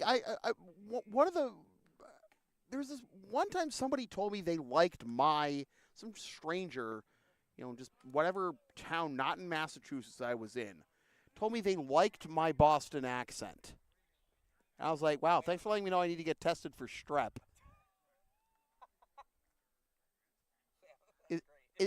Is this a Boston accent to you? Pleasant. Wow. Okay. Non-regional accent, really. That's what I'd say. I mean,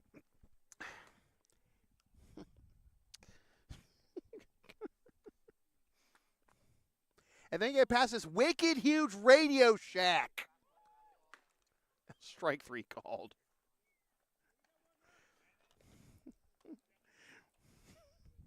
The center fielder, number 33, Nick. Stone is down on strikes, and here is Nick Anderson for the 4th time. Looking for his first base hit of the ball game.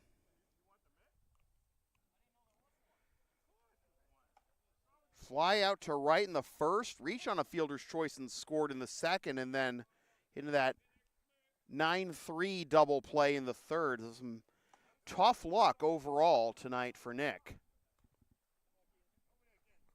Dom Gabardi due up next. And read the top line. It's 0-2.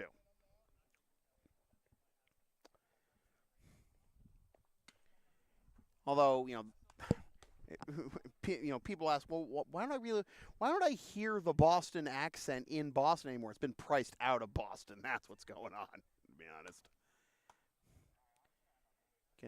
Gonna hear it more on Revere, kid. Grounder to short, takes a bloodbath of a hop off the shortstop's. Wait a minute. Are you kidding? No. No. He caught it and then tagged the base in time. No. Wow.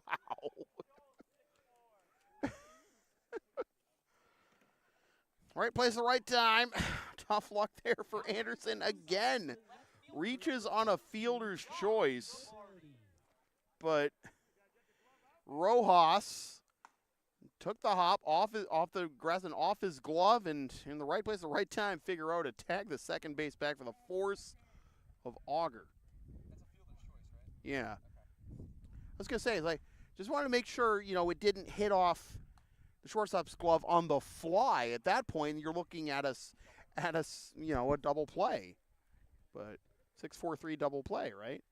In the most unconventional fashion. Yeah, but has he been on SportsCenter Top 10 twice? 1-1. Gabardi getting his first plate appearance after Mitch McCabe goes 2 for 2 with a single, a homer, a walk, and 5 ribbies.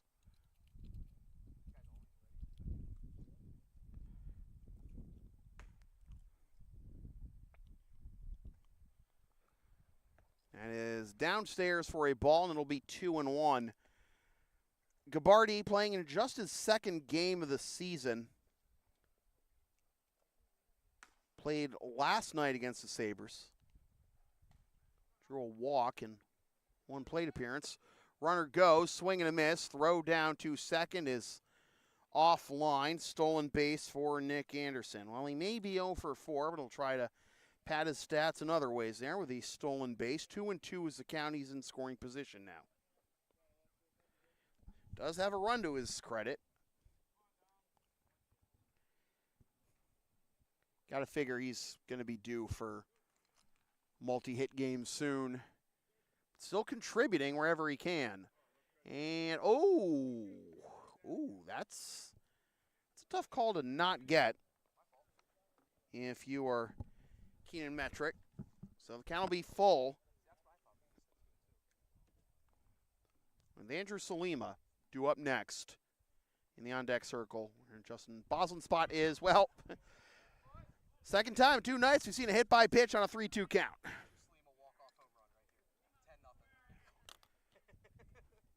Well, yeah, it's the bottom of the 5th. I still have the top of the 5th here on the score bug. We have a pinch hitter for the Blue Sox. Pinch hitting in the first baseman spot, number 20, Andrew Salima.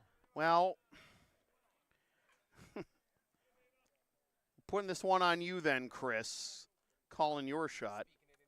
Yeah, I know. Lefty on lefty, though, will be a tough sell. Well, we'll try to go to third, and not in time. Double steal. And I think that's exactly what the Blue Sox are smelling here.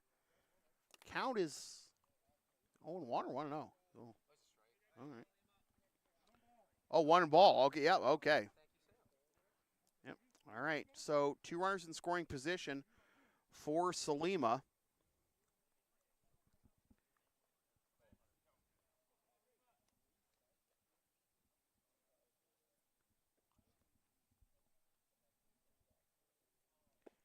And there's a strike on the outside corner, 1-1. Salima entering play, 2 for 15 on the season.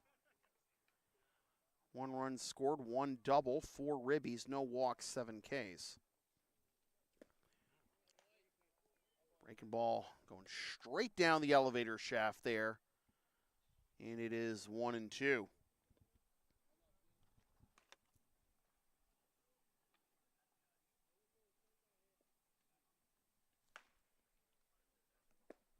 Down low for ball 2.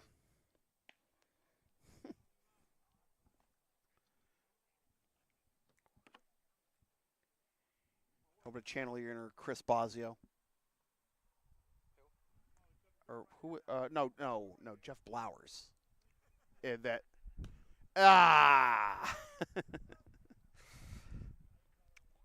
know what I'm talking about, right? Matt Tuiasosopo's home run over a decade ago against the Blue Jays. Yeah, and Dave Niehaus. Oh, rest in peace, Dave Niehaus, one of the all-time greats. Full count. Base hit, ball 4, right? McElroy due up next. If Salima can keep the line moving. Payoff. A little pop-up behind short. Caught for the out. That retires the side. We have not yet seen the light, but we have seen 5 innings in the books, and it is still 7-0 Blue Sox. We head to the top of the 6th inning. Lexington Blue Sox 7, Boston Padres 0.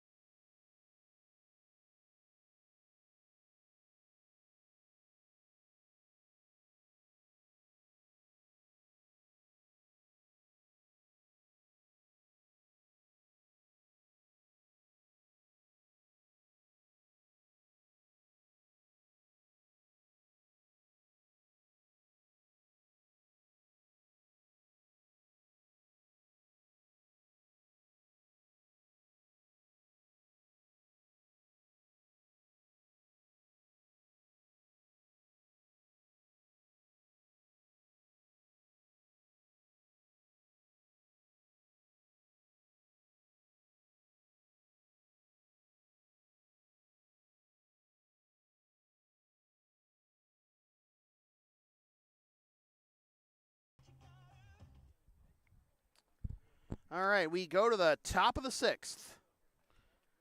Chris Wannett back out there for his 4th inning of work. Top of the 6th inning for the Padres, the center fielder, number 5, Parker. It'll be the top third of the order due up for the Padres with Parker, Rojas, and Burris. Parker with one of 2 hits tonight for the Padres. And that'll be down low for ball 1. It's a single to lead off the ball game. That was caught stealing.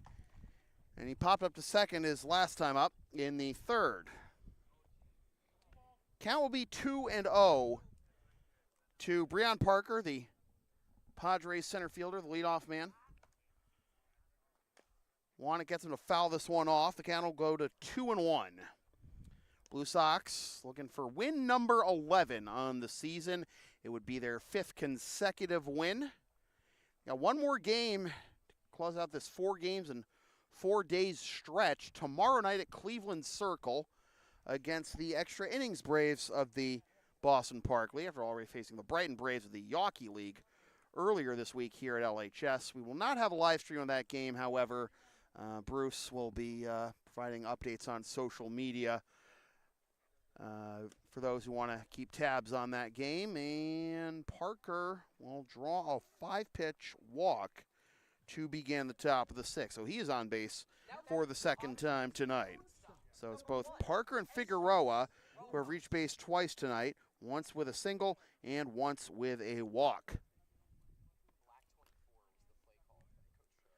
Well, with Parker on first, here comes QB1. Ed Neal calling out a play. Black 24, I guess, is a 5-3 ground out, 1 down. To second goes Parker. Now batting for the Padres, the catcher, number 2, Boston Burris. Here's Burris. So Rojas now 0 for 3. Burris looking to avoid going 0 for 3. He's got a fly out to left and a fly out to right to his name so far. The Blue Sox with 2 in the 1st and 5 in the 2nd, but nothing since on their ledgers. That's a strike, 0-1. Blue Sox with 7 runs on 9 hits, no errors, and they have stranded 3, 6, 7, 8, 10. So that, I mean, you can't necessarily put too much stock in how many runners you leave on base. I mean, any team that's going to score a lot of runs over the course of the season, I mean, you're you're not going to bring everyone you get on base home, obviously. It's just, there's, advanced metrics for every imaginable aspect of the game, but like I don't think there is a way to get like to create a formula that gives you a really good picture of what it means to in terms of the ratio or volume of runners you leave on base. I mean, ooh. I will say, the way that they have like expected runs, I do feel like that could maybe combine that with a They expect, there's expected batting average, and there's expected goals in hockey and soccer as well. But that's not always something that's not something you can necessarily log just from like looking at, just like reading the play-by-play. That's stuff that there's a lot more that goes into that. That you have to keep tabs of so many factors over the course of a game. As there'll be another foul ball, and I just gotta put the camera back in possession here. So like, all the complaints about all these advanced metrics are ruining or watering down the game. I don't think that's necessarily true, but like even before, the Bill Jameses of the world, had the level of influence that they did, the phrase, the games aren't played on paper, was a thing for a long time. Even you're just looking at batting average and RBIs and ERA and wins and strikeouts, again, the games aren't played on paper. They weren't played on paper, 50 years ago, and they aren't played on paper or on computers today either. I mean, the show notwithstanding.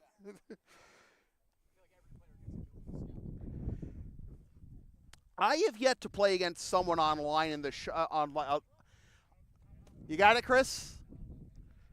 I personally have yet to play against like a real major league or minor league player in Diamond Dynasty on the show, but from what I understand, a lot of the players who do play the show and have those real 99s, they mostly play co-op, from what I understand. Like, that's the bulk of the stories that I hear anyways. 3-2. Down and in, and a walk. Forgive me, folks. I'm just trying to get the camera back in a more favorable position. The grass is a little overgrown here behind home plate at LHS, so the picture might be a little spotty here, and I realize I could just very easily go to audio only mode, but again, I'm doing a lot of this by myself, unfortunately. Don't have a Brown 51, all right. On Monday, break. That's going to have to do for now, folks. Till the next time. Foul ball comes straight back. Only got 1-1 count. Cool. Been away from my score sheet here. Little flare into right center field, and that carried a lot more than I think anyone expected. Again, wind picking up at the right moment there, but just not picking up in time enough there for Brandon Flynn. He flies out. It does allow Parker to get to third, so runners on the corners with 2 down. And that'll bring up Joaquin Figueroa, looking to get on base for the third time in 3 plate appearances. He walked in the second and got to third on a couple of wild pitches, but ended up being stranded there. And then singled back in the fourth. Here's a grounder to short, underhand to second for the out that retires the side. And once again, a goose egg for the Padres. We're through 5.5, 7-0 Blue Sox. Padres in the top of the sixth. No runs on no hits, no errors, 2 runners left on base. We head to the bottom of the sixth.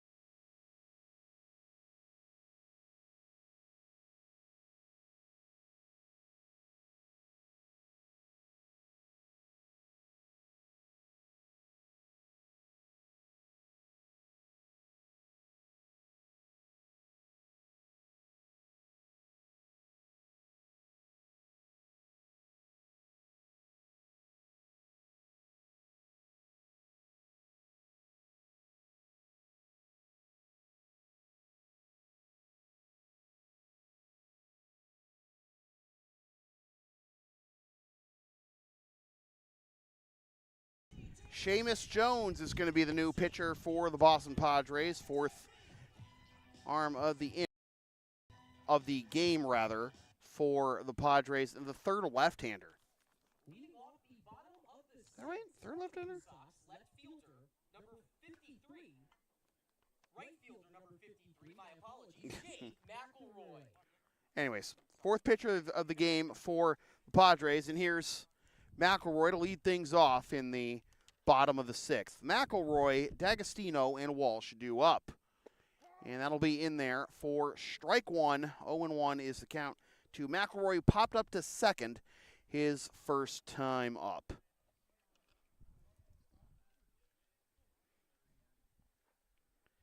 And it'll be low for a ball, and the count will be 1-1.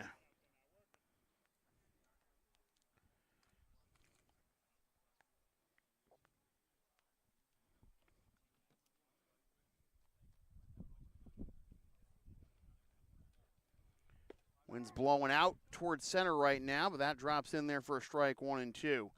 So again, Seamus Jones, the fourth pitcher of the game for the Padres. Yeah, that is the third lefty of the game for Ed Neal's squad. And that is up and in for a ball.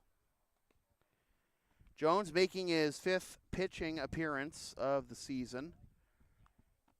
He is 1-0 with a 3.23 ERA. 2-2 is the count to McElroy, who fouls that one off.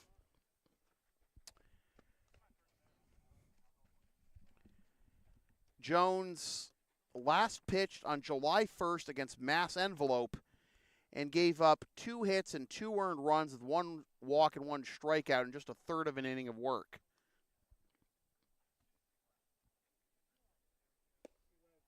That is outside to fill the count.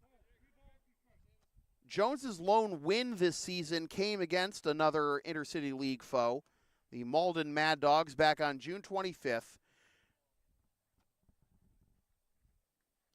And that'll be outside for ball 4, and McElroy reaches first time in a Blue Sox uniform.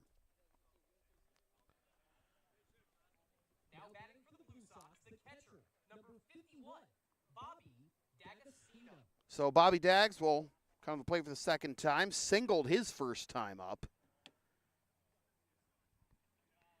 McElroy, D'Agostino, and Charlie Walsh. Anyone gets on Dylan. Oh, we already saw McElroy get on. Dylan Walsh.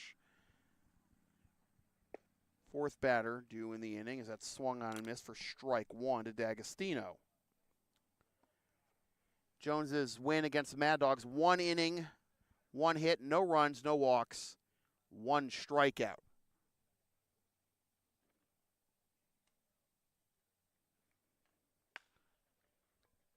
Took a funny hop at short, double clutch throw onto first, and the ball goes out of play. Well, there's for sure going to be an E6 there. The question is, do you give D'Agostino a base hit? Or is it an error all the way? Did he beat it out? It was just like took a little bit of a curve there, like basically to our left. But he fielded it clean. Just the throw was bad. But I'm just trying to figure out if D'Agostino would have beaten that out with a clean throw. I don't think so. No. All right. So just there's a 2-base E6, no base hit there. So second and third for Charlie. Strike one. So that'll be the second error of the ball game on the Padres.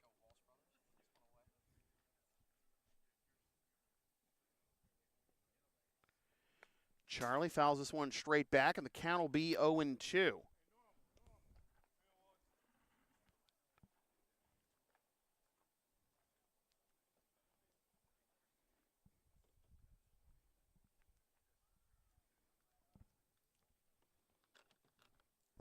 Walsh is 1 for 3, single back in the second, drove home a run in the process.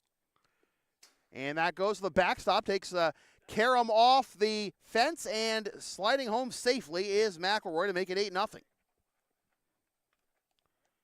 Wild pitch, scores McElroy, advances D'Agostino to third, and a 1-2 count to Charlie Walsh.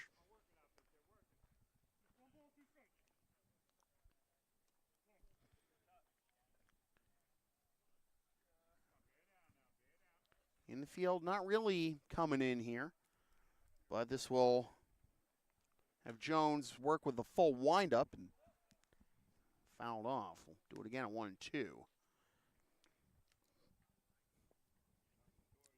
I know you got D'Agostino a catcher at third, but even in the majors today, you don't see pitchers work with the full windup with a runner on third, even if it's someone like, I guess Yadier Molina, late stage Yadier Molina. I'll always remember that one Red Sox-Yankees game on Sunday Night Baseball. Andy Pettitte was pitching for the Yankees. Jacoby Ellsbury was on third. Pettitte went with the full windup with a guy who stole 70 bases in a season on third, and that'll kick away from the catcher, and that'll be ball 3.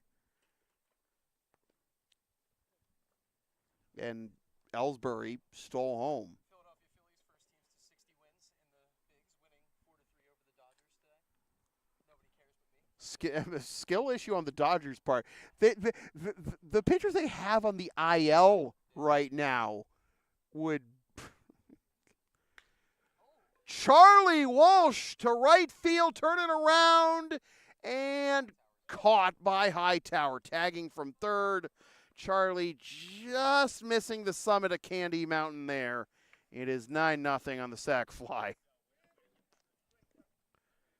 The third baseman, number 4, Dylan Walsh. I'm going to force that reference until he ranches one. And then I'm just God.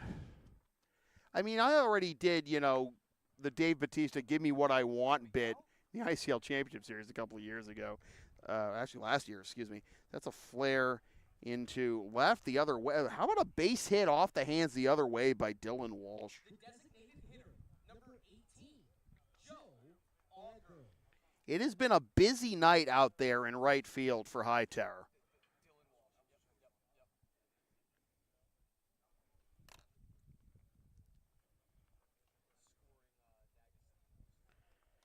So lineup turns over for Joe Auger, walked his last time, and takes strike one. I mean, I was holding on to the give me what I want bit for a whole year after I saw what he did in the semifinals against the Expos the previous year, and showed it to one of my friends who's a judge at Magic the Gathering tournament. Yeah, that's the funny thing. That's the funny thing. No, but he came to the game with, like, what, I think it was Boston A's gear too. See, that's the thing. Like, in years past, we had this interleague match, but in years past, guys would play for different teams in these and other leagues. As Auger goes down on 3 pitches there, 2 down. But you would see that, see guys do that in years past. Playing an interleague team and a park league team or some other leagues. Obviously, with this interleague arrangement, you can't do that through those leagues, but guys will, play, and, Alvarez and Feliciano, and, got their softball team, and some of the, elders in this league also playing in the MSBL and everything. 1-0 the count to Brett Stone. Swing and a miss. Everything's going haywire. No, I didn't. What? The trying to control the scoreboard. Yeah, or the scoreboard will control you. 1-1 is the count. Swing and a miss. 1-2. The Blue Sox, they can score 1 here. That'll end the game, but been tantalizingly close to that for a long time, and better to earn it, right? I mean, obviously you did earn it, but get as many reps in as you can. And there's a swing and a miss, a curveball for strike 3, and the side is retired. So the Blue Sox get 2 runs on just 1 hit. And 1 error, and they leave 1, and we go to the top of the 7th. Closing time for the Blue Sox, up 9-0.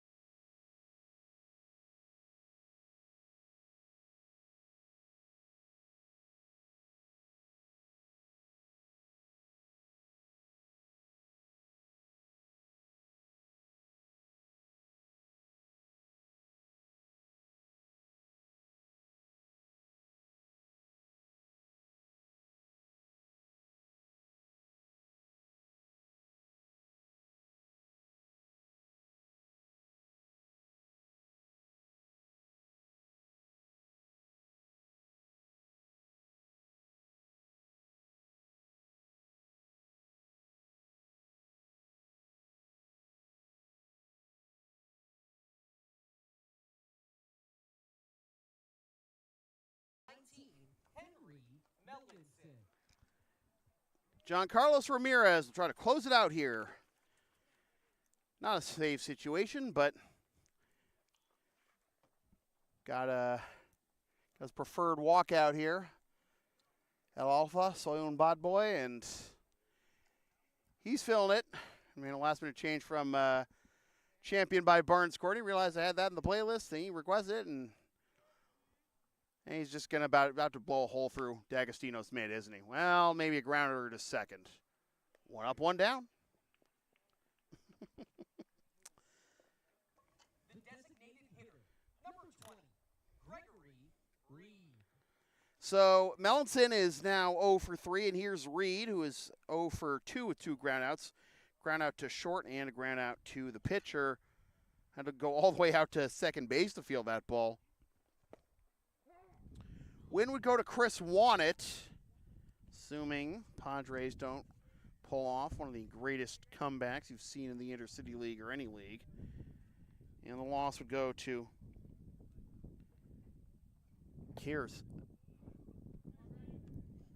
0-2 is the count to Gregory Reed. Reed, and then Hightower, if anyone gets on, Roger Rojas. Or actually, no, is there?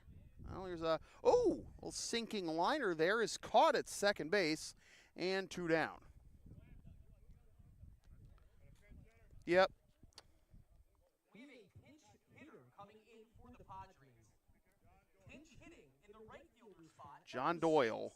John Doyle is going to pinch hit for the Padres here.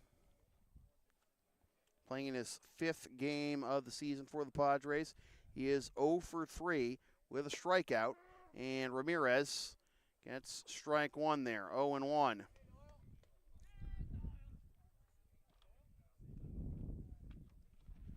Giancarlo's playing in his 8th game, his first pitching appearance of the season.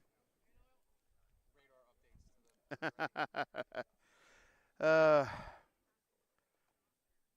little hesitation, and another grounder to the right side, and is Giancarlo's going to win the race to the bag? He does, and the ball game is over. Tonight's final score, your Lexington Blue Sox 9, the Boston Padres. It's a shutout for the Blue Sox, 9-0, a game that took 2 hours.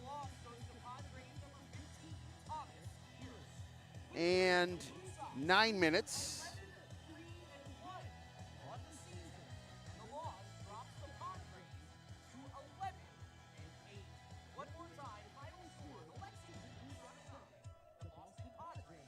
And the Blue Sox hold the Padres to 2 hits, second consecutive combined 2-hitter for the Blue Sox, but this one a shutout. No runs, 2 hits, 2 errors, and 1, 3, 4 left for 5 left rather for the Padres. Blue Sox score 9 runs on 7, 8, 9, 10 hits. 1 error, and 3, 6, 7, 8, 10, 11 left. Well, I have 24 men on last couple of games for the Blue Sox, but not as much of a grind tonight as it was against the Sabres last night. The Blue Sox now won 5 in a row. They're at 11, 3, and 1. And the Padres fall to 11 and 7. One last check to see if any other ICL finals, final scores here tonight in the league before we sign off, see how the standings are impacted.